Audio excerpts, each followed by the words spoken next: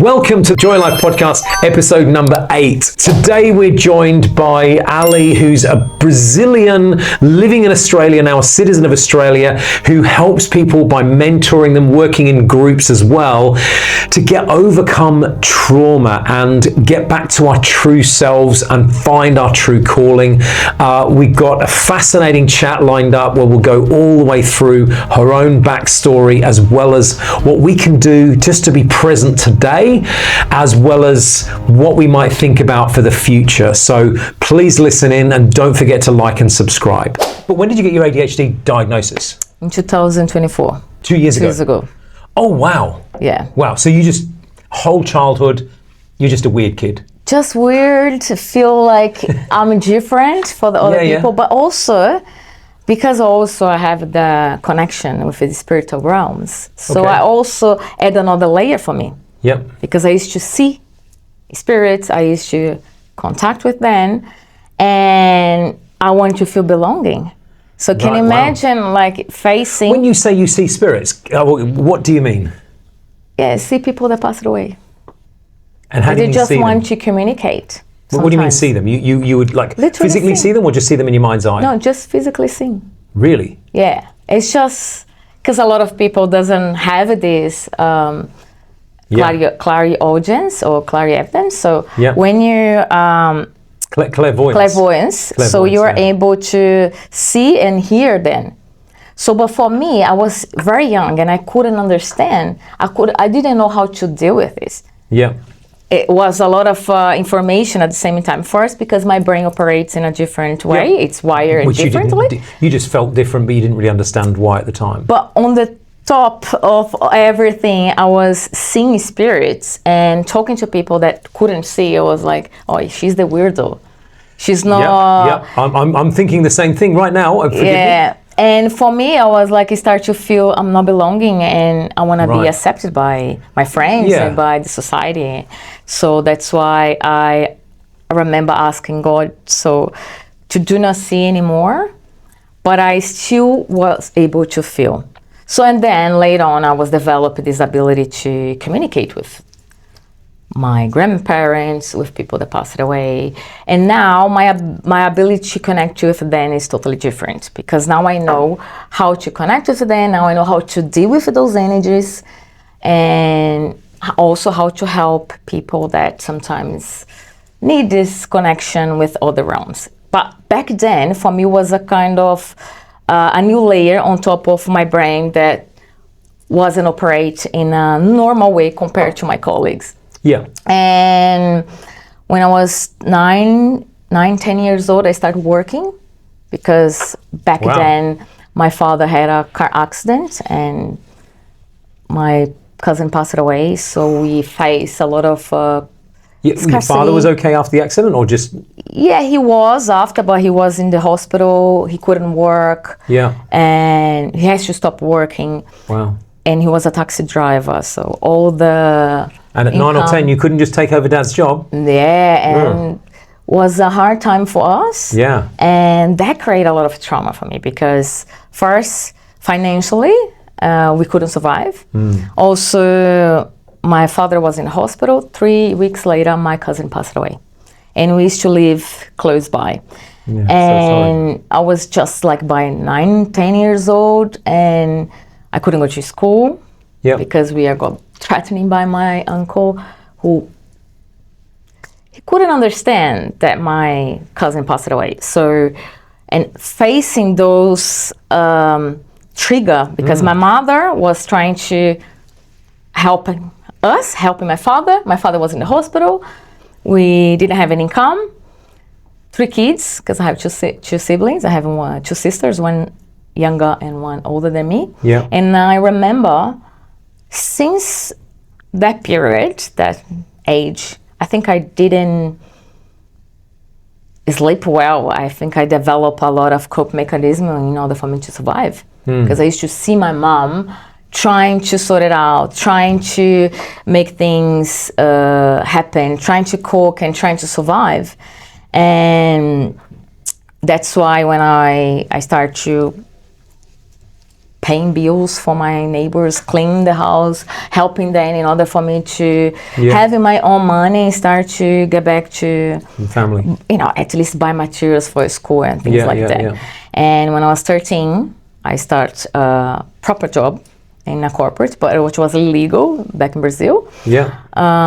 But from 14 onwards, I was able to work, and from 19, I was already in leadership roles back in Brazil, because I was telling myself, I don't want to have the same life as my parents. Yeah. Grew up in Brazil, very poor family, and always struggle to something. I said to myself, no, that is another possibility. That is another opportunity. And that's why I started working, and in order for me to be able to be more financially independent and start to buy my own things. Yeah. Also, I remember my uncle, he was the only wealth person in our family, and he used to work in banking. So that's naturally where you... Yeah, it's just like the mechanism that you think that we see people and then you create a reference. And I was like, okay, if he got to that point and he's my reference, he's someone that close to me, am I going to follow the path? And I started working banking, but I want to go to work in Citibank. My goal was Citibank. So I was moving from one bank to another until I reached to the Citibank, which I worked for 5 years, and then I moved to Australia.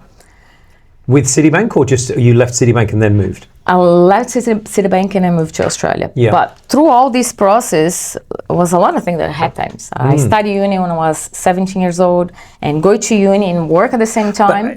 How did you get to uni at 17? Because you'd missed out on a whole heap of study? No, because I was born in November. Yep. So I started everything 1 year before. So although you were working, you were still going to school on a regular basis. Yes. So you didn't leave school, but I thought you said you started working properly when you were about 13. 13, yeah. Yeah, but you were still studying at the same time, still going to school. Oh, wow. And when I was 13, I remember the principal. Yeah. She knew my situation, and I was performing well. Although I had some difficulties at school, I was always try, and she was like, I know she's making a lot of effort, so that's why she gave me opportunity to arrive a little bit late. But in Brazil, the dynamic is different because we study at night. So you work during the day. Oh, really? At university, for example, we start at 6 to 11 at night. 6 p.m. till 11 p.m. Oh, wow.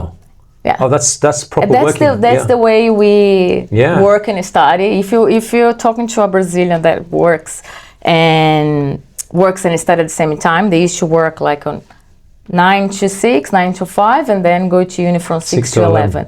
So, and I was doing this for 4 years. Yep. So. And what was the degree you got? Bachelor in administration and major in marketing. Ah, okay. But my focus was in study something that I could work in banking, or could have a career that could put him in a better position financially, and a better position to have a better life. Buying things and just have a better life compared to what I was having in my childhood. Even my neighbors, because I used to grow up in a very in a community. Yeah. So, and I used to see everybody, and I was like, no, I know that is a potential outside here. Yeah. And sometimes it's not easier because we do not have a lot of opportunities compared to other countries. Yeah. So for me, it took me a while to have this decision to, now is my time to move to Australia. But I wasn't... And so what age was that when you came to Australia then? 28 years old. 28, right. 29. About 29 years old. Yeah, right. And again, that must have been a massive transition, because you've now got no family, no community, no nothing. So talk us through how was that? How was the first... the first few months and I guess year or so of being in Australia?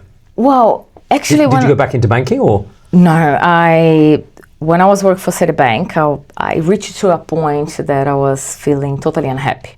Mm-hmm. Because it's also about results, it's also about performance, and I was missing something. I was missing myself. I was disconnected from myself. Yeah. Because like every month, another goal. Every month, another performance to complete. And that situation led me to become so depressed, so anxiety, and I decided to leave Brazil. So here, it's not a place for me to have a better life. So I decided to leave Citibank, and I didn't think about Australia. I took a holiday for the first time, and I went to London. Yeah.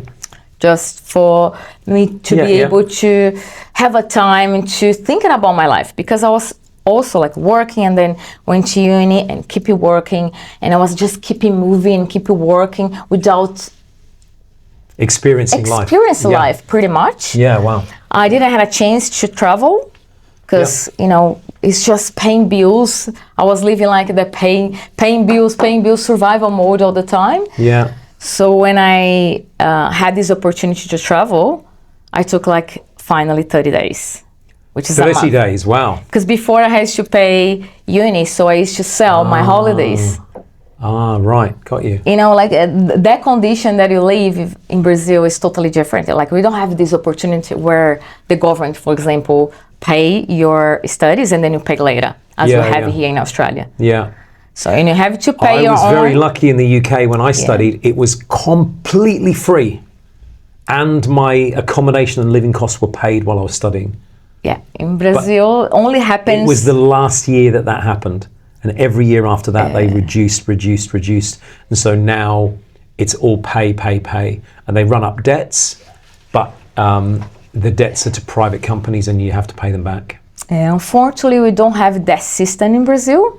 We still have like some people that goes to a university that they cannot pay anything. Yeah. But who gets you inside this university? Only people that have a higher... or good network, or it's like a lot of corruption in that sense. So otherwise you have to pay your own studies, and it costs a lot. Yeah, for sure. So, and for me, while I was working, so you've done all this time working, and then you've managed to get a whole 30 days off. For the first time, I took myself this time to just thinking about what I'm gonna do. I can't live this life anymore because we used to see through movies. Sorry, say that again? Through movies, opportunities. Movies, yeah. But I didn't get a chance to travel around the world. Only some places in South America, like Argentina, which is close by. Yeah. But even though it was expensive for me. Yeah. And when I had the opportunity to travel for the first time. Sorry, by the way, did you get to Iguazu Falls? I did, but in 2020. Oh, so just recently? Not when you were living there? No. Oh my God, it's... Because it's not that cheap to travel outside Brazil, even inside Brazil. Yeah. So, back then I was just surviving, helping my family, helping myself, go to uni, and then after uni I was like buying car. It's just buying the basic for you to have a life. Yeah. You know? And when I went to London for the first time, I saw the world in a different perspective. And I saw that there's a lot of opportunity here. But it's a bit cold there, isn't it? Yes, and that was the reason I decided to move into Australia. Yeah. Was the option, because I had a friend that lives there, and she said to me, come to London, live here, so I'll be able to help you, I'll give you a hand. But the climate in London, it's not... Grey, miserable. Yeah, and I was just like still trying to understand myself and my mental health back then. After this burnout, I decided to go to a country that at least have the same climate as Brazil, which is Australia. So, but I didn't think about Australia. When I came back from London, my friend told me, I'm going to Australia. But I didn't think about Australia because Australia is like so far from Brazil. Yeah. Usually we're thinking about America. Because it's close by, or Canada, or anywhere in America because it's close by. Some people goes to a lot of A lot of people go to Dublin, but it's too cold for me too. Canada as well. Yeah. And then he gave me a lot of photos and information, and I started to look, and I was like, oh, I feel like I've been there. That sense of feel a connection to it. The connection just by seeing the photos of Australia. Wow. And I decided That's great marketing, that is. And then I just decided to come for 6 months, but I knew that I wouldn't come back. Yeah, really? Because...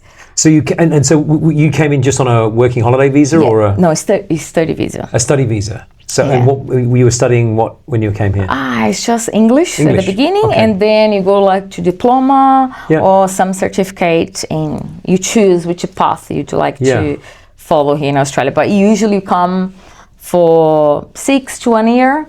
That's why I did for 6 months at least to study in English and experience everything here in Australia that I never had a chance to experience in Brazil. For me, it was like, yes, the reality that I was dreaming, because people used to call me dreamer. Yeah. I always dream about having a better life. Yeah. And I was actually got this opportunity when I arrived in Australia.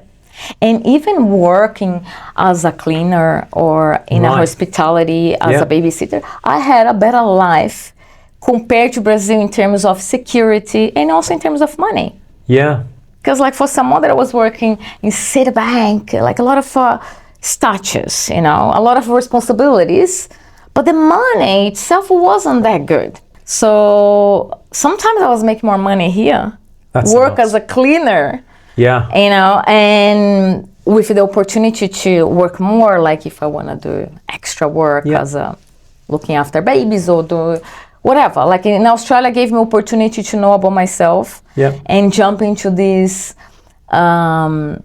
work, which is I've learned a lot about myself and my ability to survive alone. Resilience is good. Yeah. No family. Yeah. And ability to transform and start from the scratch again. Yeah. How long did it take you to sort of settle in? Or did you have to get your visa first? How was that whole process? That was a big problem because it's also about everything that I have studied in Brazil. Sometimes they doesn't match you. I think you mentioned something about your studies that you did in your country. In the UK, in the UK. In Brazil, there is the same. Like some subjects. It was my teaching qualification. I got a teaching qualification in the UK, not recognised here in Australia. My degree, my university degree, no problem. You've got a degree, but teaching, no, you can't teach. Go back to uni, do it again. Some qualifications, we have the same problem here in Australia. They do not validate. Yeah. But also, I had a lot of experience. But I didn't have experience here in Australia. Yeah. In banking or either in office. Yeah. Because I was doing all this hospitality to survive and to see this is the place that I want to build my life. Yeah, yeah. Away from my family. Yeah. Which is family for me, it's very important. So family, it's something that it's our base, it's our connection. But I thought like if I was in Brazil, I wouldn't have this opportunity. Here, I know I might have to work it out what I'm going to do, but there is more opportunity here rather than Brazil. Also, here is more safe. Yeah. And I made myself get back to corporate. Yeah. But inside of me, I was like, this is not right. Something that I want to.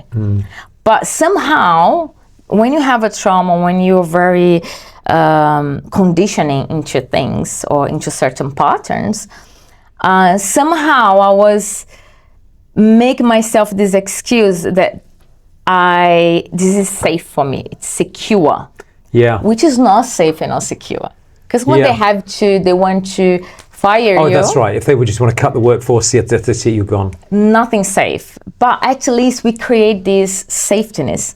By working with someone, or by working in something Yeah, and I did until I almost have my second burnout because I was totally away, disconnected from my purpose, and I knew that my purpose was working with people, helping people. Yeah. Why? Because coming through all these struggles, start to understand why my brain and why I had this experience in my life, and trying to cope with the cope mechanism that my inner child created to survive, and trying to disconnect and reprogram my mind. Yeah. So it's a lot of work that you have to do by become self-aware about yourself, about your behaviors, about what happened to you in the past, and why you reacting to certain things, and why certain things as well triggers you. Yeah. And in this self-awareness and this opportunity that I had to understand my brain, why I'm thinking like this, why I am so hyper-focused and so focused in learning, and I am so good in that, but I'm not so good in that part too. So that construct, and through all this process and through all my life, I was learning, how to cope with myself and how to understand myself.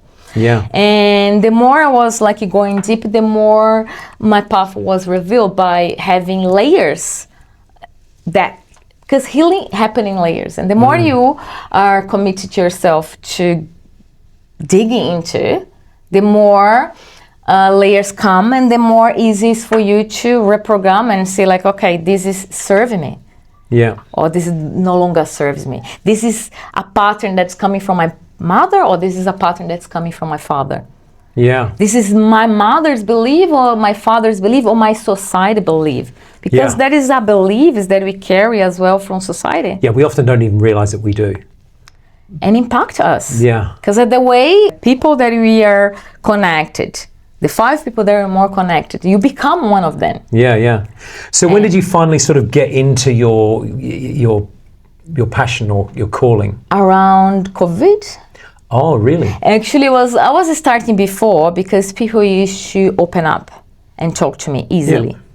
Yeah. They feel safe. Yeah. So I think I create this space where they feel safe to talk, and also because I've been through a lot, physically, emotionally, financially, and I think I built up this resilience, and I listen to people, and I also, through my own story, my own experience, I give them a hope or a way that can get out of the situation. Yeah, yeah. And that's why I start to having more people talking to me, and I start to applying that techniques that I was using myself. Yeah. Through all these years that I've been studying, I start to study not to become a therapist or not to become someone that is going to helping people, but first to understand myself and to cope with my brain, cope to my body, and to understand myself. And by doing this and by overcoming certain things, I become pretty much inspiration for others.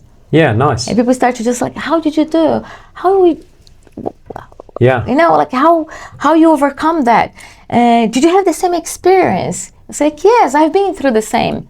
And then we sympathize, you connect by our trauma, and then I can show them a way to get out of this situation. Yeah. And that's why during COVID, I was working in a company, and then I get into a point that I make it a decision. If I'm gonna continue here, I'm gonna have another burnout, and this is not gonna give me the pleasure, because it wasn't something that I was having inspiration or. Yeah, you don't get up on a Monday morning and go, I can't wait to get to work and see some people or do some stuff. You get up on a Monday morning and go, oh. Yes, and also during COVID, there was a lot of pressure as well to survive, because we didn't know. We didn't know what was going on. What's going on, and also there was a lot of limitation for us. Yeah. At least we are working, but for which cost? Yeah. By not sleeping, by not having life, just by mixing up work and sleep, and living in the same home. Yeah, and then for me, when I arrived in Australia, I like the fact that in Australia we receive by hour, something that we do not receive in Brazil. You receive by what? Sorry? By hour, by week. In Brazil, it's by month or every fortnight. Okay, but yeah. But we do not receive it like You get by hour. Paid by the hour. Paid by the hour. It's Got just by every fortnight or a month. Yeah. So having this way of working here in Australia, I found as well that people are more mindfulness towards the time that you work. If you get this job for 5 hours, you have to work 5 hours. Yes. In Brazil, not. I used to work, I get a job for 8 hours per day, but I end up 12, 14 hours per day without having this extra pay by these extra hours. In Australia, I like the fact that getting paid by hour, if I have to work 12 hours, I get paid by 12 hours. Yeah. And when I moved to this company, I end up doing the same work that I was doing in Brazil. 15 hours, no sleeping, and the salary is the same, and all this pressure because of the COVID, I decided to leave because this is a So did you just quit cold? Yes. Oh, wow. Wasn't easy because was in the middle of the COVID. Yeah. But I was aware about my mental health. If I'm going to continue here doing something that I do not agree. And you're a citizen here now, aren't you? Yep. So that means also that if you're not working, at least you might be able to get some government benefits depending on what savings you've got available. Yeah. Which is at least give you the support for you to move and to find something. I knew that this is my time. Yeah. It's just something that you feel. It's just, I can't explain, something that you feel. Yeah. Now it's my time and I'm not going to delay. Also, I was 35 years old, which every 7 years. Which is so old, isn't it? Oh, I think every 7 years you have opportunity by my studies in anthroposophy. Every 7 years you have opportunity to, I would say, write your story. Or, the next chapter. Next chapter, exactly. Yeah. And then 35 was the point. And then it's like, now is the time. And I was ready, but required courage. Yeah. And I left without having much clients because I was working parallel. Yeah. Okay. But with the courage to follow my mission. And then the next few weeks, I start just when people was talking about my work, was word of mouth. And then I end up having my full agenda with no website, I didn't have it when I started, nothing, like no either a website, nothing to share what I was offering. Was pretty much word of mouth. And so what is it you're offering now? What is it you're doing now? Now I'm more focused on mentorship programs. Yep. Because in order for you to go deep into yourself, you need to be committed to yourself. Yeah. At least in 6 months. Yep. To do not sabotage yourself. So now I take more people to programs. Yep. But I also do workshops. Also. So you do some workshops and some one-to-one? Some one-to-one in groups as well. Yep. Groups I'm doing one-on-one in Portuguese. Oh, okay. Which helps more my community. Yeah, of course. A group of Brazilians that live here in Australia and also live in Brazil. So they are more open for this kind of work. Yeah.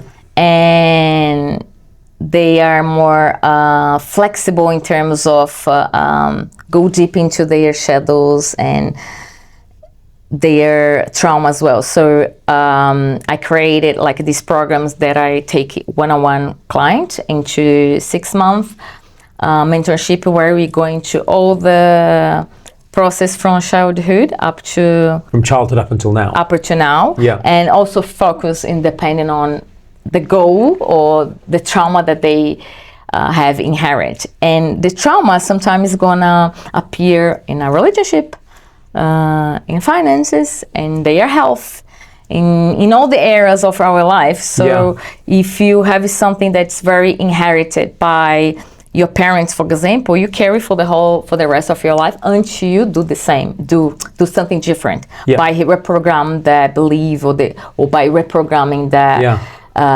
pattern that you've been repeating. And then what I teach my clients is just when they get to the point of their life that they recognize all these patterns and they decide to make a difference. Yeah. So they're gonna do different.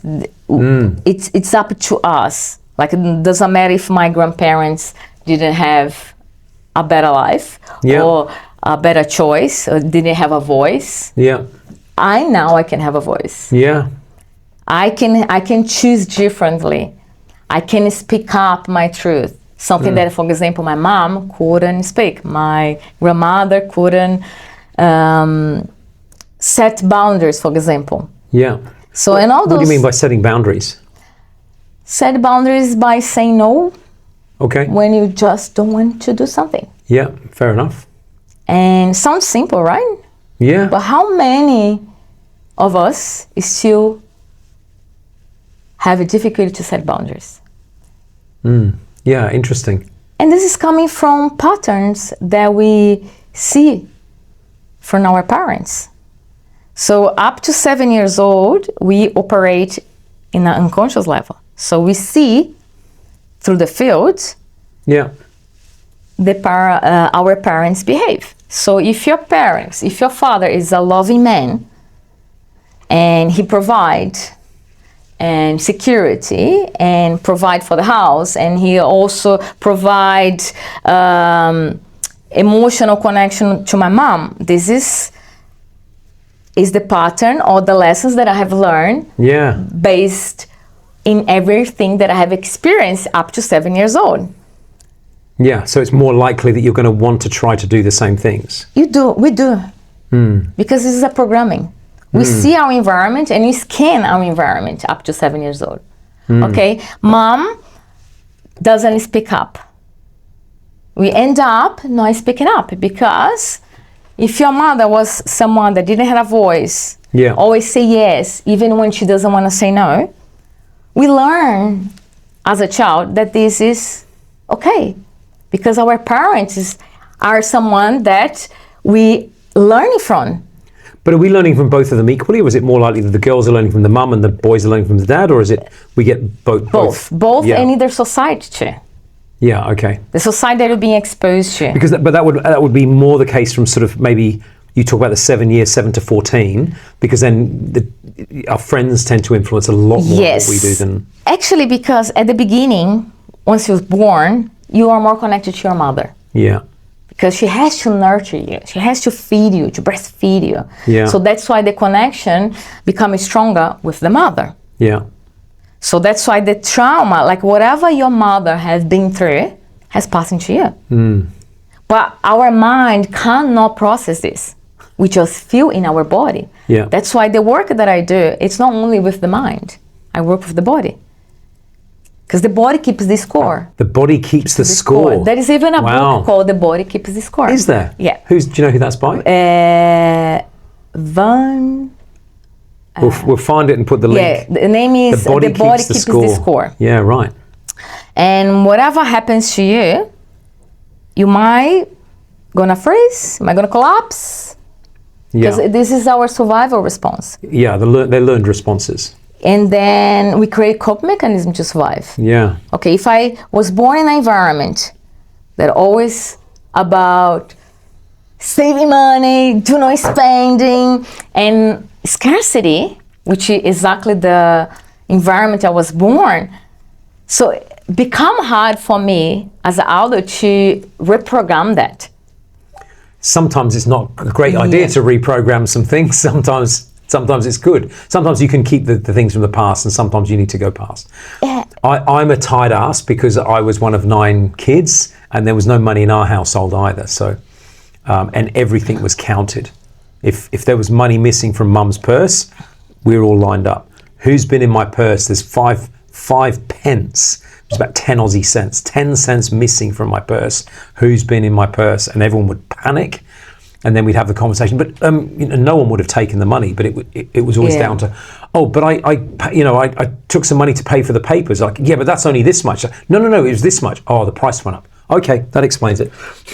But can you see, we create cope mechanism to survive. Absolutely, yeah. You had this scarcity as well. Yeah, you've been through the environment that you felt the scarcity. But how was your cope mechanism?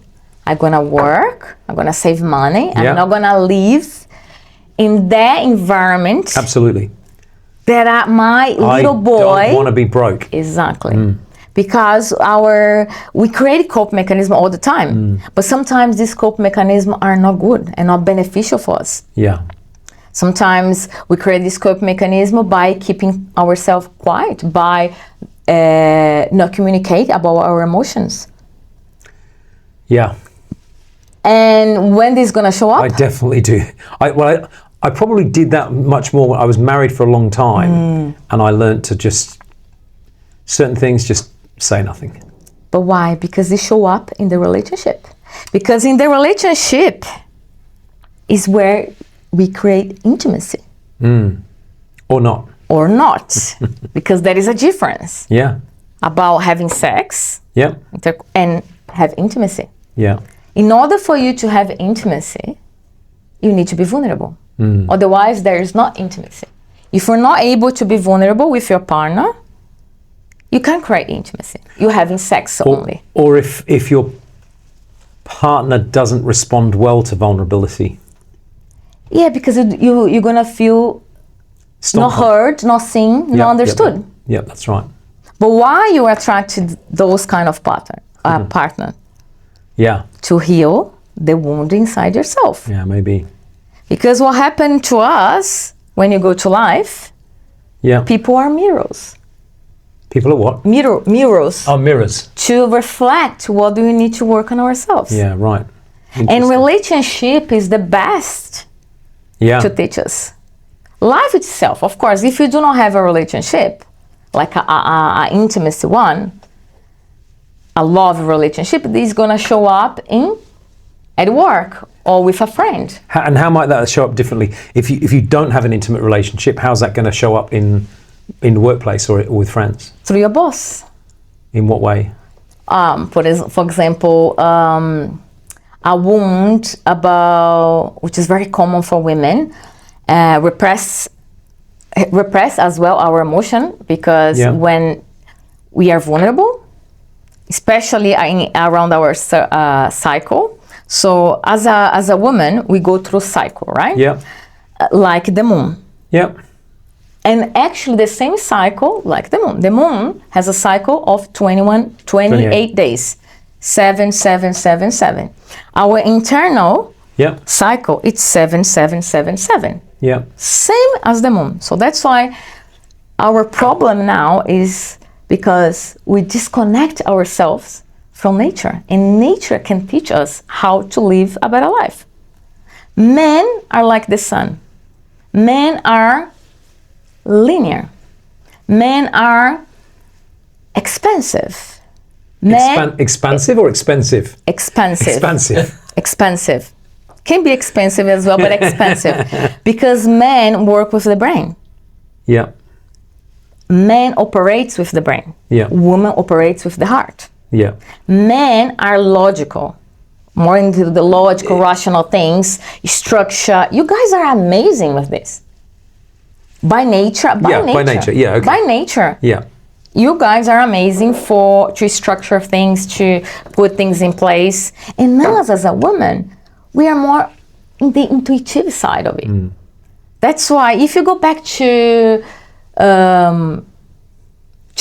ancients, like when everything has started, men used to harvest, right? Go to hunting. Yeah. Right? And bring the food to the woman. Yeah. And what the woman does, multiply. You bring a potato and carrots, she makes soup, she makes cake. Yeah. So that's by nature was built to serve the man too.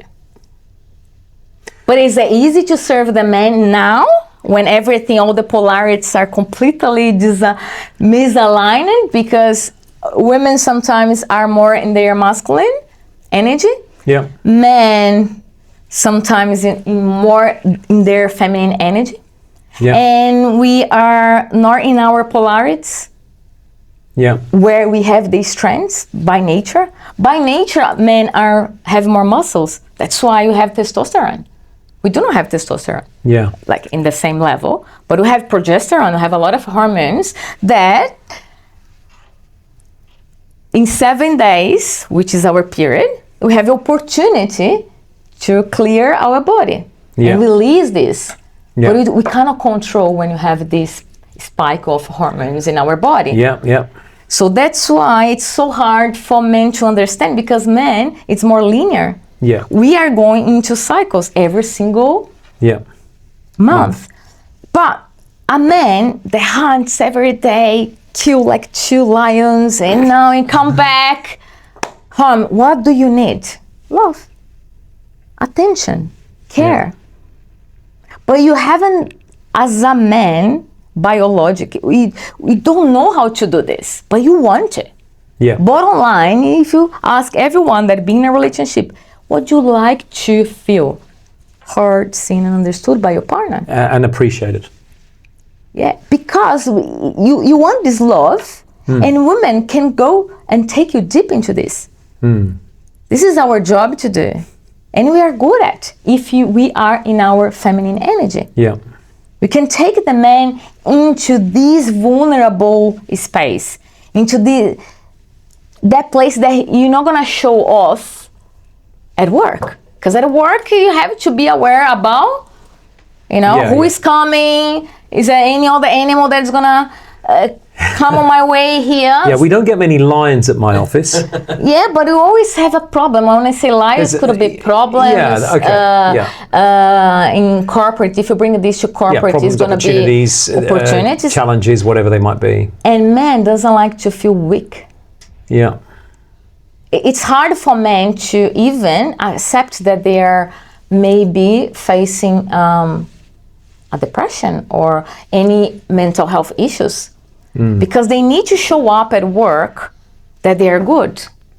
This can be understood by weaknesses or failure.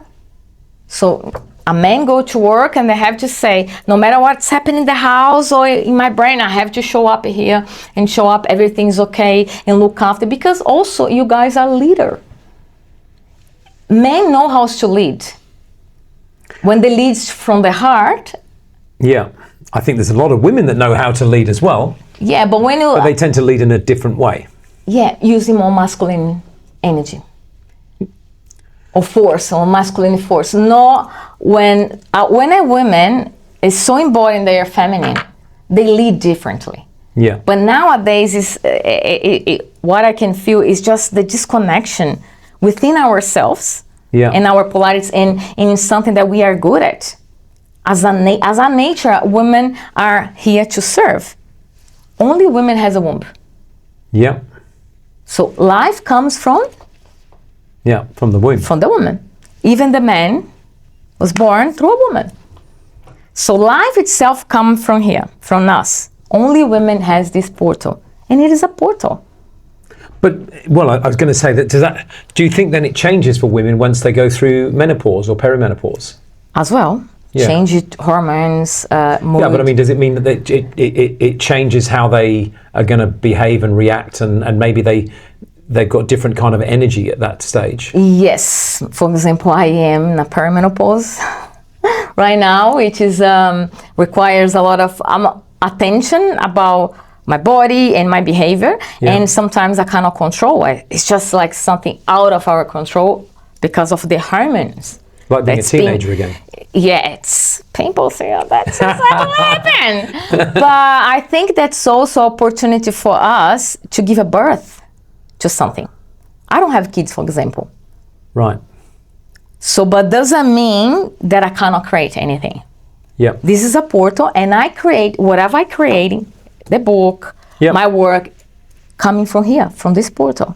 Yeah. But the man they can benefit from this portal too. In what way? Through sex.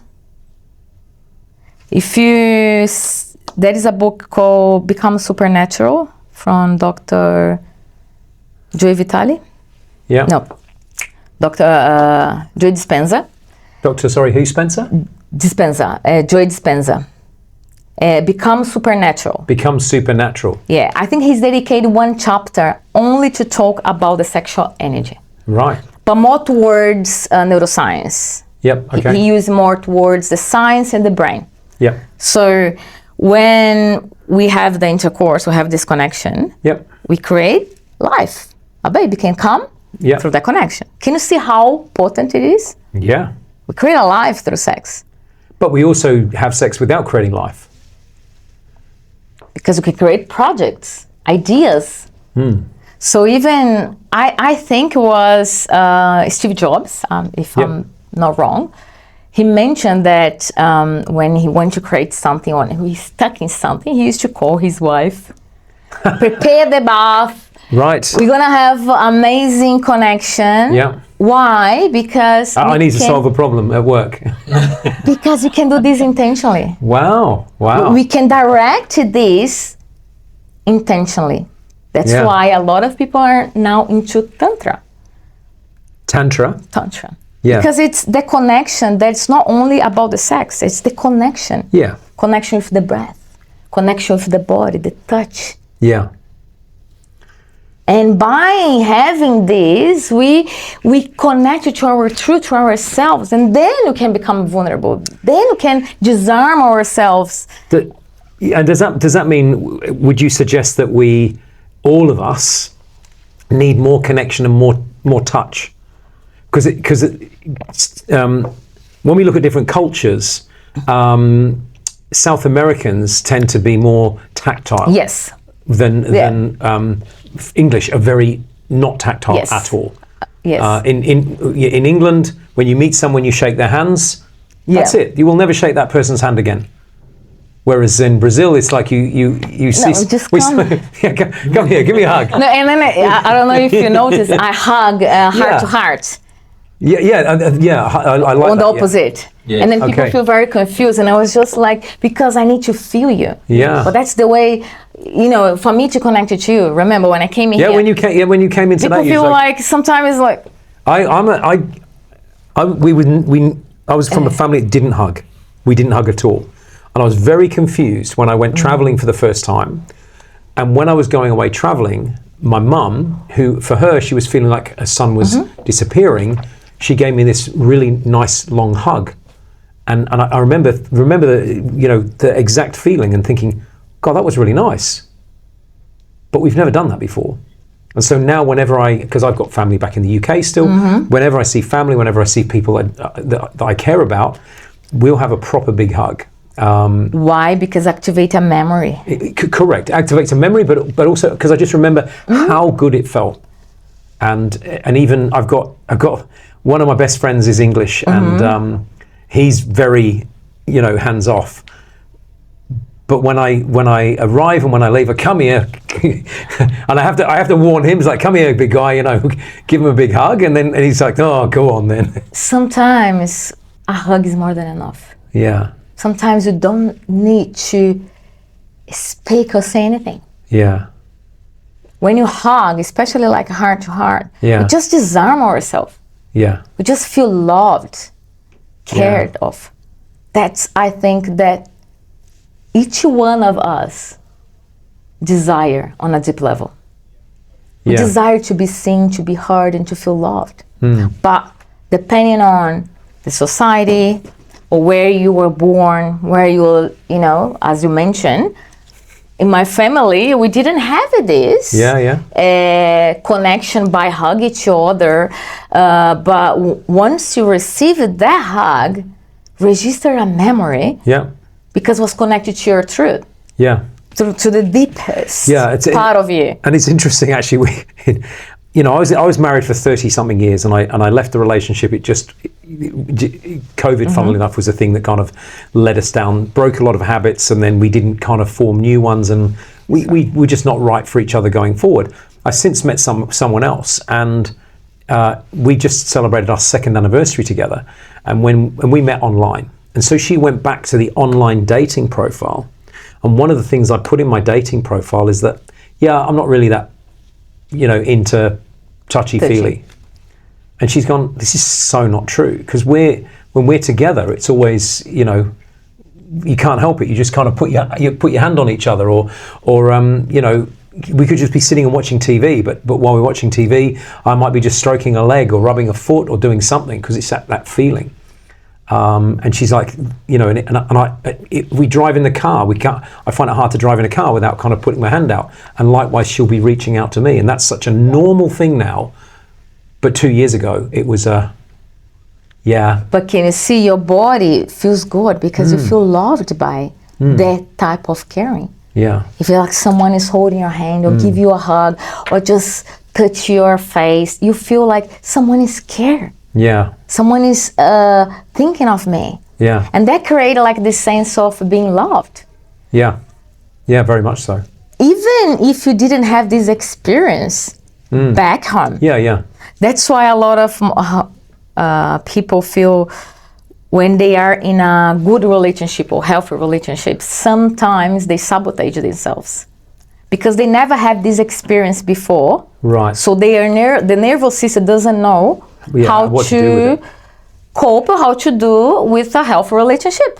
Yeah. Sounds funny, but it's exactly what happened. Well, that was an amazing chat going all the way through from a childhood in Brazil to adulthood in Australia and then thinking about prioritizing different life areas. And if you want to know more about the life areas and the scorecard, please visit scorecard.joyalife.com.au and don't forget to subscribe to the Joya Life podcast. We will be getting more fascinating guests in, and I will probably talk way too much and ask too many questions so that they go too long, but we'll see what we cut things down to and make it make sense. I hope you got a lot of value out of this. It's certainly fascinating for me, and I really hope that you think about those things for your own life. So thank you so much, Ali, for your time. And look forward to seeing on the next podcast, whichever one comes after this one, I'm not sure.